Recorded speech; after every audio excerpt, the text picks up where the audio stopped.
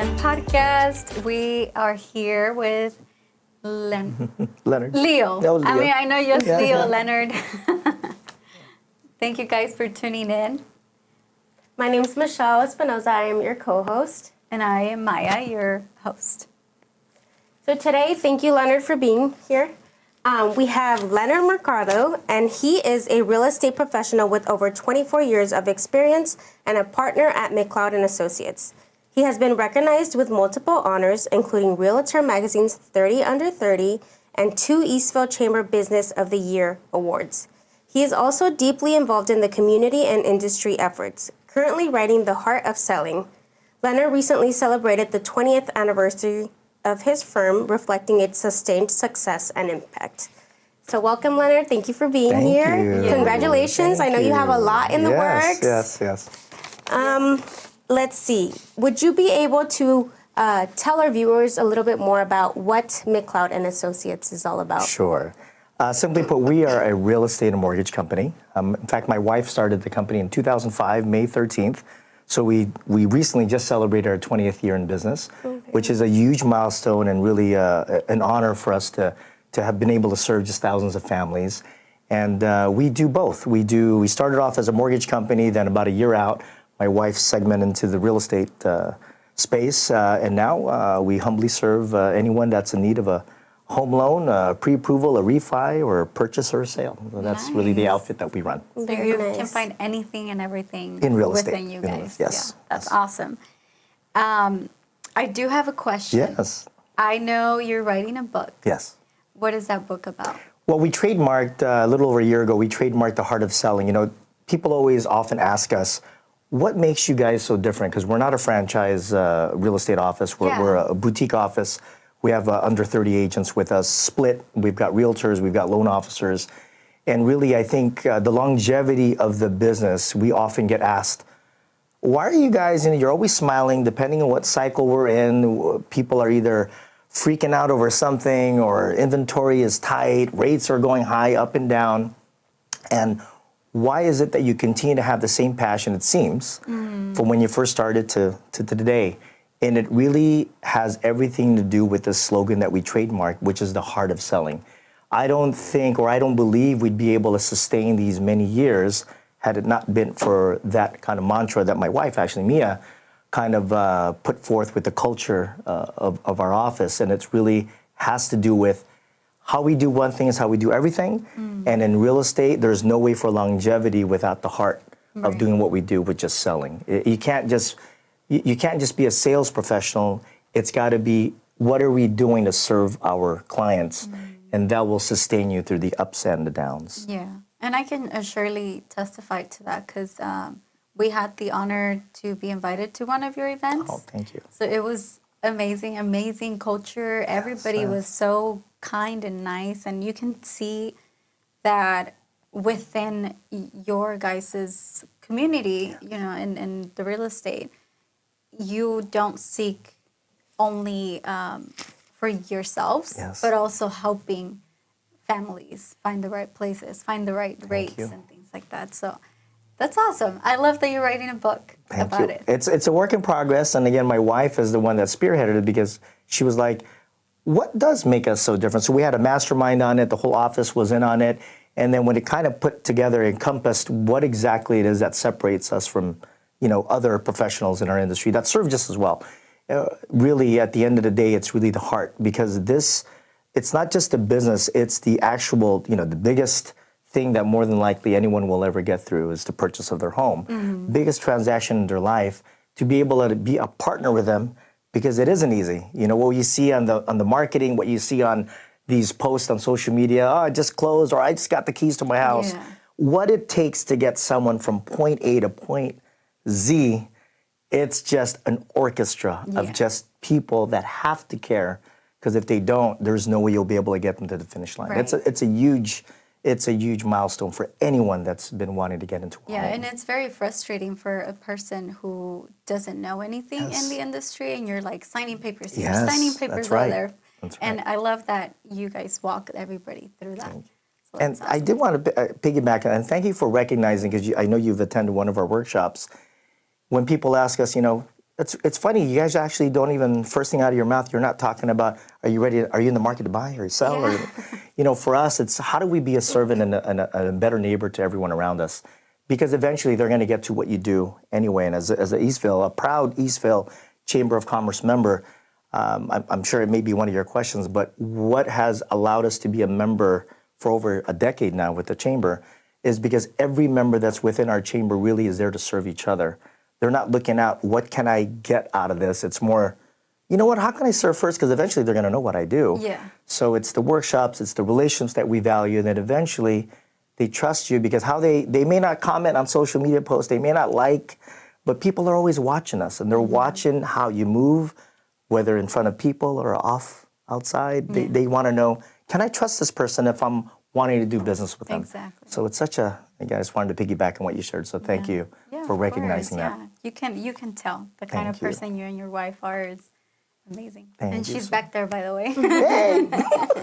And I also feel like we can see that you guys are more like a family Yes. oriented with your employees as well. And I feel like it's just like the chamber, like we're Yeah. a family, and that's a good thing. Yeah, and even with your team members, with your agents, you guys, the way you treat them is like family.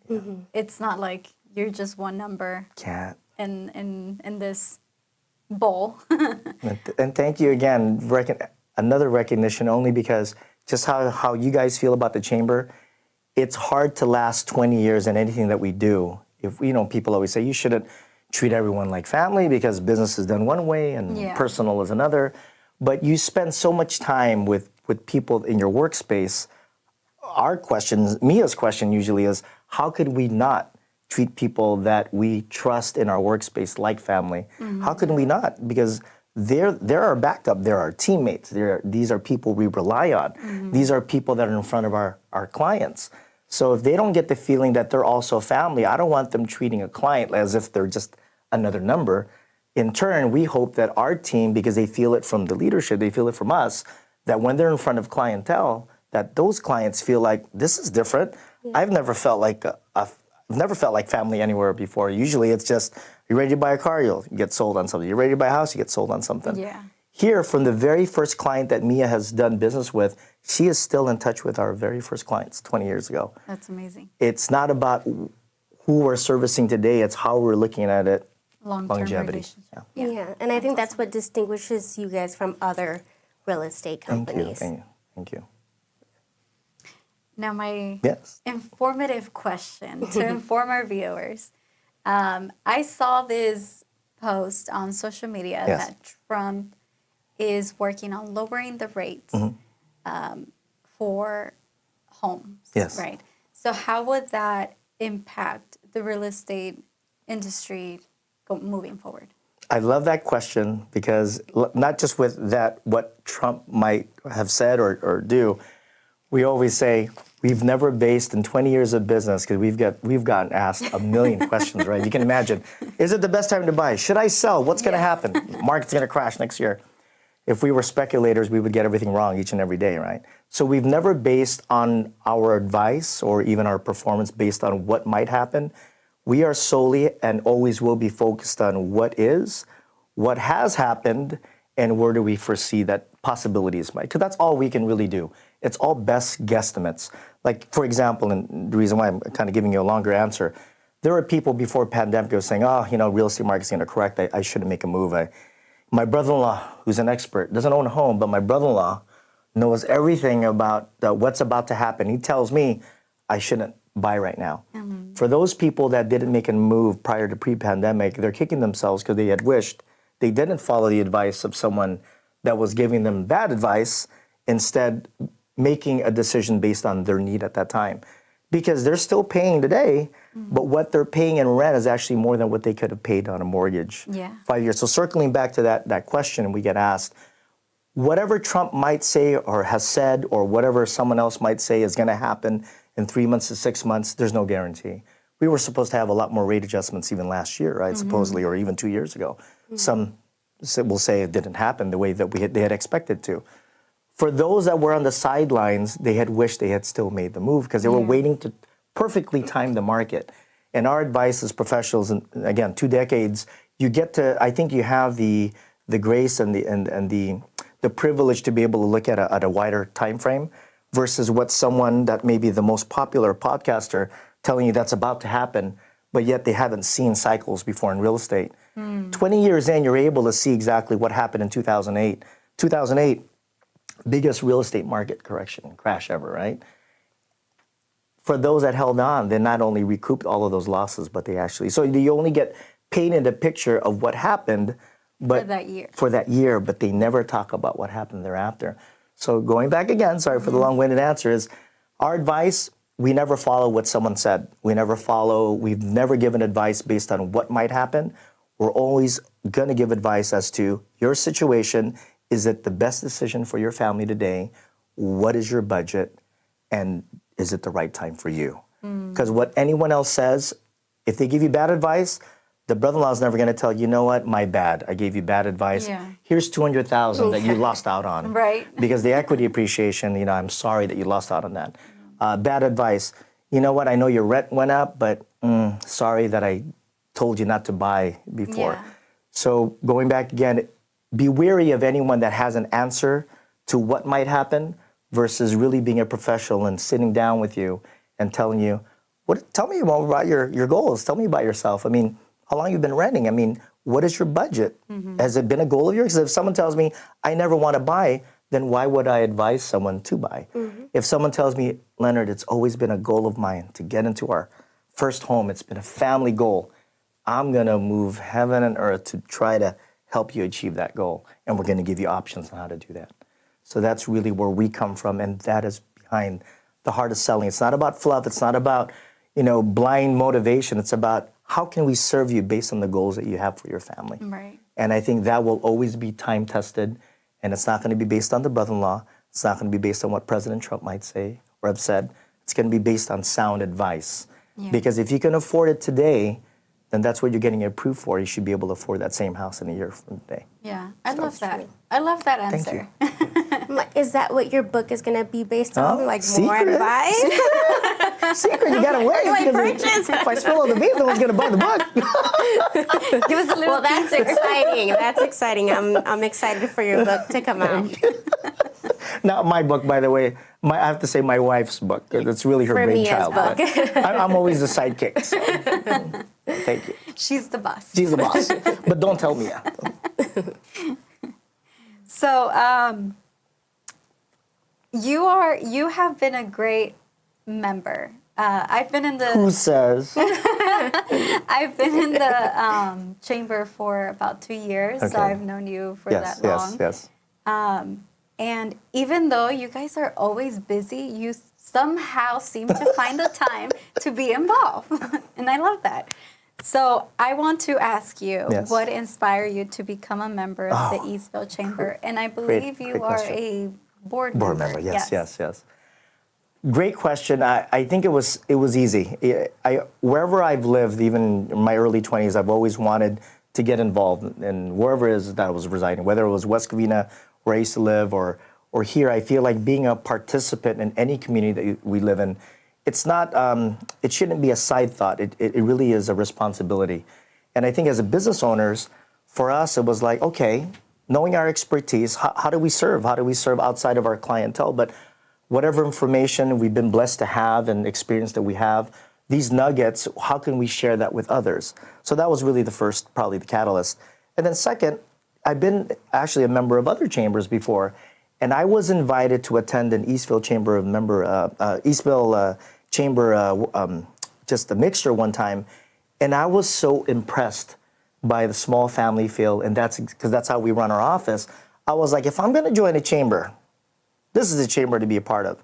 And I met Hari and just hit it off with him, met other board members, other members, and I was like, this is different because I didn't find anyone that I interacted with that was trying to sell me with what they did. They were just wanting to build relationships. So I was like, bingo, that's exactly the family we all need to be a part of.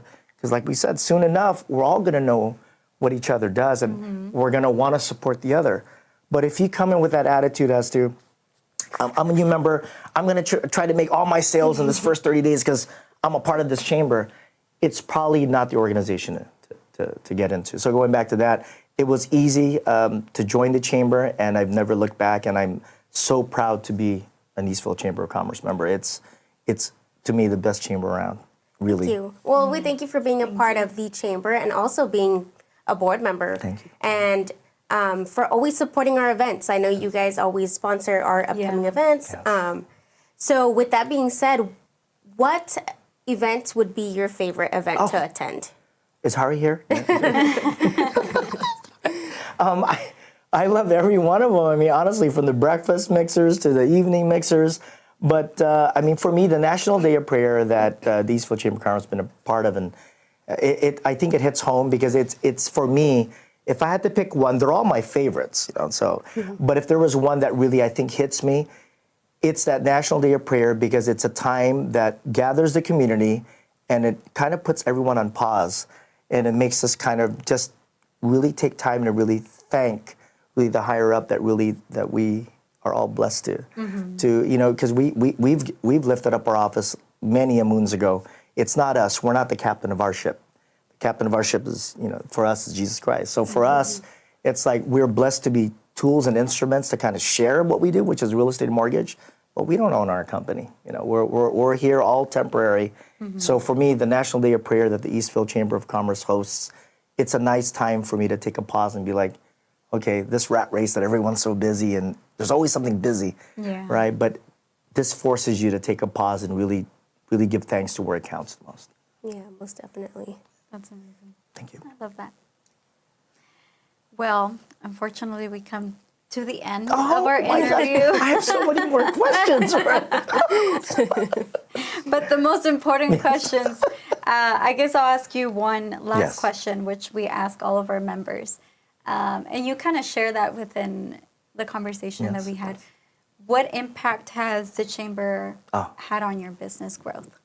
I think, well, it's been positive. The kind of impact the chamber has made in the business world, we've been blessed with clients within the chamber family. So not that we were seeking that initially when entering it, but obviously that's the result of being part of the family, you know. But really another positive impact is really just kind of reinforcing the importance of relationships. It is key. It's the only thing that's going to allow any of us to last in anything that we do. That's it. Well, we thank you for being a member, for being a board member, and you and the rest of your team for always supporting us. And we would just like to thank you. We'll go ahead and link all your information in the bio so that our viewers can know where to contact you. And we will be looking forward to that book, okay? So please inform us so we can share that with our viewers. Thank you. Thank you both. Thank you. Thank you so much, Maya. And thank you, Maya. Thank you. I said Maya. Mia. Sorry, I said my own She name. goes by Maya. I go by Steven sometimes. That's funny.